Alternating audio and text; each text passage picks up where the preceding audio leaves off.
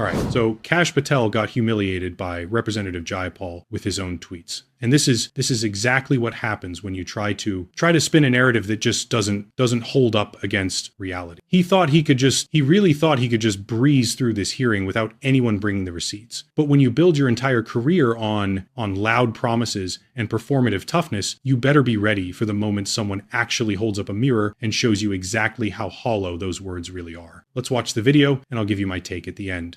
Questions recognized. Thank you, Mr. Chairman. Mr. Patel, before you joined the FBI, you had very strong opinions about what the FBI was hiding regarding Jeffrey Epstein. In a September 2023 interview with Glenn Beck, you said the Black Book is under the, quote, direct control of the director of the FBI. In December 2023, you said, let us know who the pedophiles are. Even for a short time after becoming FBI director, in February of 2025, you tweeted, quote, there will be no cover-ups, no missing documents, no stone left unturned. In June, you told Joe Rogan, quote, we've reviewed all the information, we're gonna give you every single thing we have and can. But then suddenly in July, everything changed. You and Attorney General Pam Bondi released one video and said that there was nothing more to see. Your July memo says you uncovered more than 300 gigabytes of data and physical evidence, but that you had decided no further disclosure would be appropriate or warranted. That is a quote.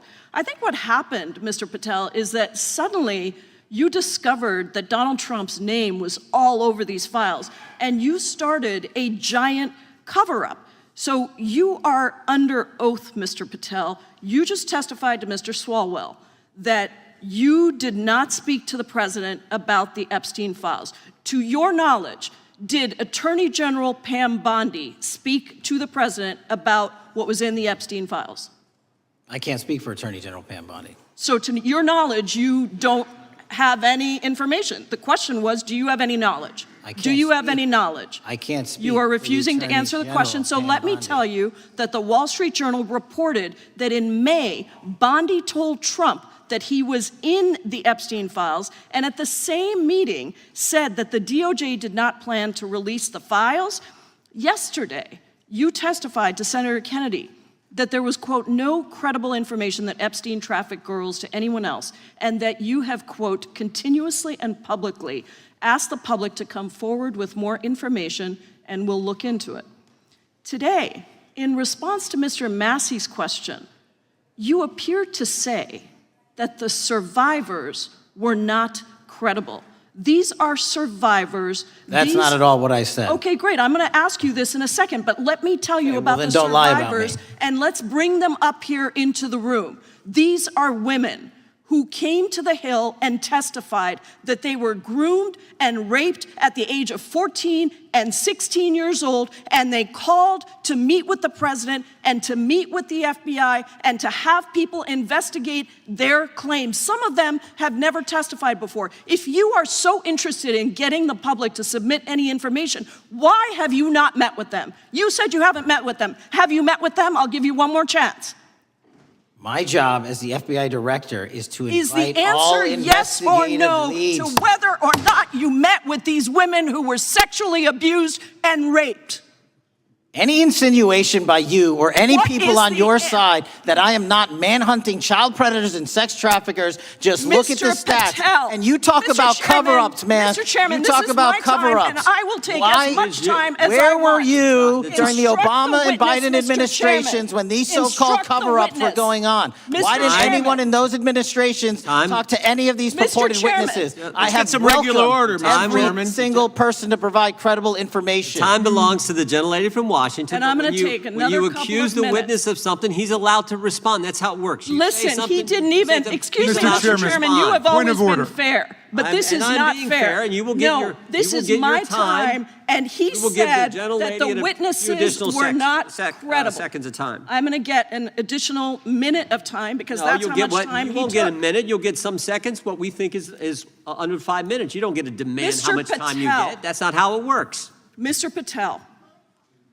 are the victims of the Jeffrey Epstein horrific trafficking ring, are they credible?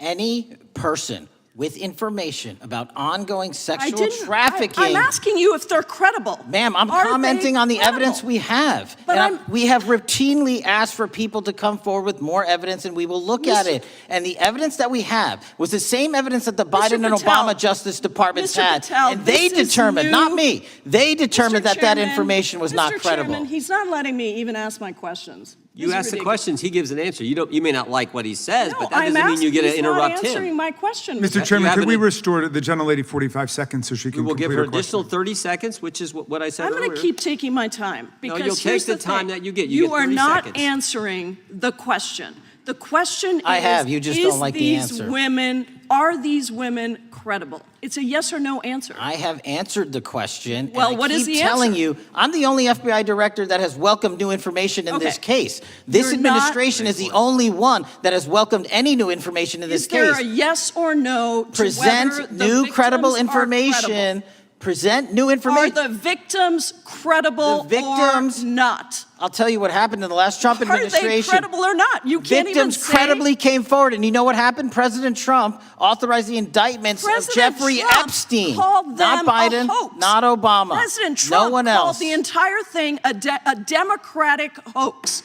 So I would like to ask you. The gentlelady's time has expired. I gave her the additional 45 seconds she requested. The gentlelady yields back. The gentleman from New Jersey is recognized for his 5 minutes. If you would meet with the women who were sexually abused and raped and groomed at the ages of 14 and 16 years old. Are you going to cover up? Are you going to continue to cover up for the rich and powerful men, including those that might be on this committee? I can yell too, Mr. Chairman, but I don't want to yell above this. The time belongs to the gentleman from New Jersey. I appreciate the gentlelady yielding back. Are you going to allow them to testify, Mr. Patel?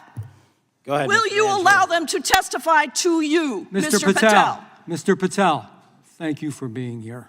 I know it's been an interesting and difficult 2 days. And I wasn't going to talk about the Epstein thing because there's a lot of other issues that affect the FBI, but I have to say a few words. I've sat here.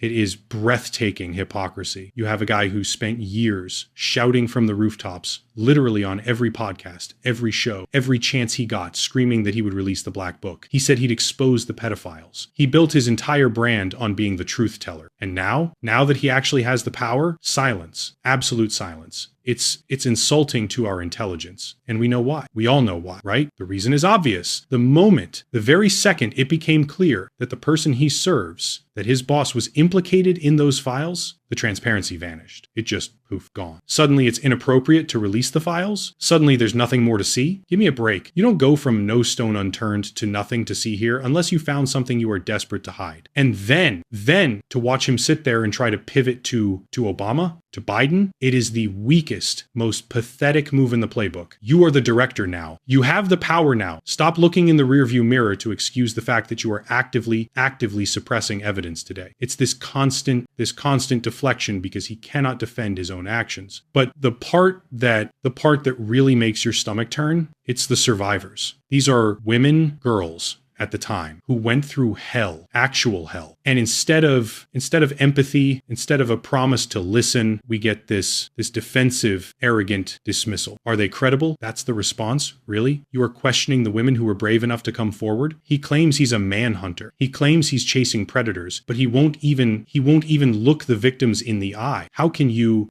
claim to be fighting for justice when you are too cowardly to meet with the people who were actually harmed? It doesn't add up. It never adds up with these guys. It's all bluster and no backbone. And of course, the chairman has to jump in. The literal second the heat gets turned up, the second the questions get too real, and there's the interference. They can't let him answer. They cannot let him answer because the answer would destroy the whole charade. The system is rigged to protect him from the truth, and they are doing it right in front of our faces. You see the panic. You see it in his face. A simple question, is the victim credible? Yes or no? And he can't say it. He physically cannot bring himself to validate validate their pain, because if he validates them, he has to investigate the powerful men they are naming. And that is the one thing he was hired specifically to avoid doing. We are watching a protection racket masquerading as law enforcement, plain and simple. They are using the Department of Justice as a shield for the powerful while pretending to be crusaders for the truth. It is gaslighting on a federal level, and honestly,